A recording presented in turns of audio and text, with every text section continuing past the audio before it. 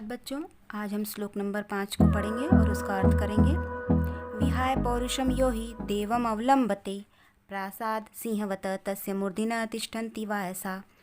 इस श्लोक के अर्थ को समझने से पहले इसके कठिन शब्दों को समझ लेते हैं। विहाय विहाय शब्द का अर्थ होता है त्याग कर, छोड़कर। पौरुषम शब्द का अर्थ होता है परिश्रम। यो का मतलब जो व्यक्ति। देवम अवलंबते, यहाँ संधि की हुई है देवाम अवलंबते में। देवम अवलंबते शब्द है ये। देवम अवलंबते का मतलब भाग्य का सहारा लेना या भाग्य पर निर्भर रहना। प्रासाद का मतलब होता है महल। सिंहवत का मतलब शेर के तरह। तस्य मूर्धनि, तस्य मने उसके, और मूर्धिनः मतलब सिर पर। तिष्ठन्ति मतलब बैठते हैं। वायसा मतलब कौवे। अब आपने इस श्लोक के सारे कठिन शब्दों के अर्थ जान लिए। अब इस श्लोक का अर्थ समझते हैं। विहाय पौरुषम यो हि, जो व्यक्ति अपने परिश्रम को छोड़ देता है। देवम अवलंबते, और भाग्य का सहारा लेता है। उस व्यक्ति की स्थिति प्रासादात सिंहवत, उस व्यक्ति की स्थिति महल में रखे हुए शेर की तरह होती है। तस्य मूर्धना तिष्ठन्ति वायसा, जिसके सिर पर कौवे बैठते हैं। एक बार श्लोक के अर्थ को फिर से समझते हैं। विहाय पौरुषम यो हि देवम अवलंबते प्रासाद सिंहवत तस्य मूर्धना तिष्ठन्ति वायसा।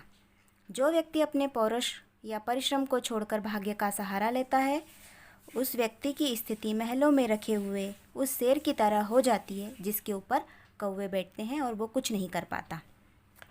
चलिए हम श्लोक नंबर 6 को पढ़ते हैं। पुष्प पत्र फल छाया मूलक वल्कल दारुभी धन्या महिरुहा येषाम विमुखा यान्ति नार्थिना। इस श्लोक के कठिन शब्दों को जान लेते हैं। पुष्प मतलब फूल, पत्र मतलब पत्ते, फल छाया, मूल मतलब जड़, वल्कल मतलब पेड़ की छाल, दारूभी मतलब लकड़ियाँ, धन्या का मतलब धन्य या महान, महिरुहा का मतलब वृक्ष या पेड़, विमुख शब्द का अर्थ होता है निराश होना, नार्थिना मतलब याचक, अर्थिना मतलब याचक या मांगने वाला। चलिए अब इस श्लोक का संपूर्ण अर्थ करते हैं। फूल, पत्ते, फल, छाया, जड़, छाल, लकड़ी आदि से युक्त ये पेड़ धन्य है। येषाम विमुख यान्ति न नार्थिन, जिनसे कोई भी याचक या मांगने वाला निराश होकर नहीं होता। अर्थात इस श्लोक में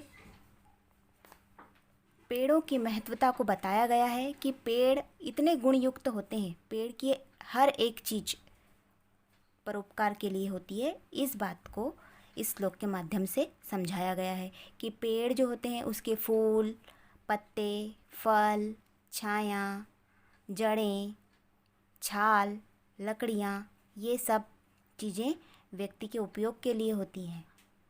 इस बात को इस श्लोक के द्वारा बतलाया गया है कि जो पेड़ होते हैं वो फूल, पत्ते, फल, छाया, जड़, छाल, लकड़ियाँ आदि से युक्त ये पेड़ धन्य है, जिसके कारण कोई भी मांगने वाला इनके पास से खाली हाथ नहीं जाता।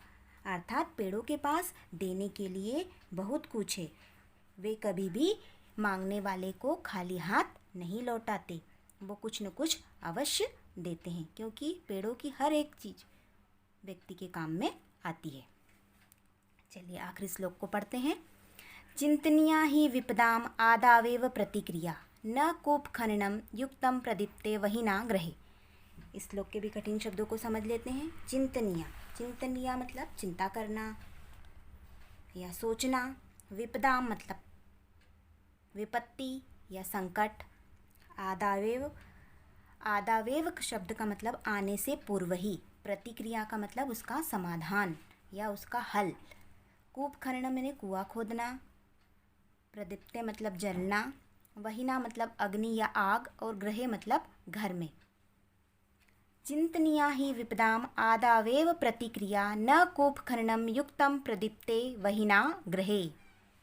विपत्ति आने के पहले ही या विपत्ति की विपत्ति का आभास होने पर ही उसका समाधान ढूंढने की कोशिश करना चाहिए या उसके समाधान के बारे में सोचना चाहिए। विपत्ति आने के बाद या परेशानी आने के बाद उसका समाधान ढूंढना उचित नहीं है, युक्त नहीं है। विपत्ति आने पर उसका समाधान ढूंढना उसी प्रकार अनुचित है जिस प्रकार घर में आग लगने के बाद कुआं खोदना। एक बार और इस श्लोक का अर्थ समझ लीजिए।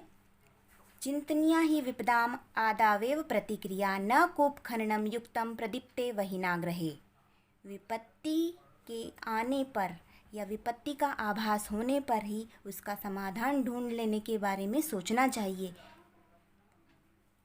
विपत्ति आने के बाद उसका समाधान ढूंढना उसी प्रकार अनुचित है जिस प्रकार घर में आग लग जाने के बाद में कुआं खोदने के बारे में सोचना। ठीक है बच्चों, आपको ये तीनों श्लोकों के अर्थ समझ में आए होंगे। इनको आप पढ़िए और वीडियो को देखिए और इनके अर्थ समझिए। धन्यवाद।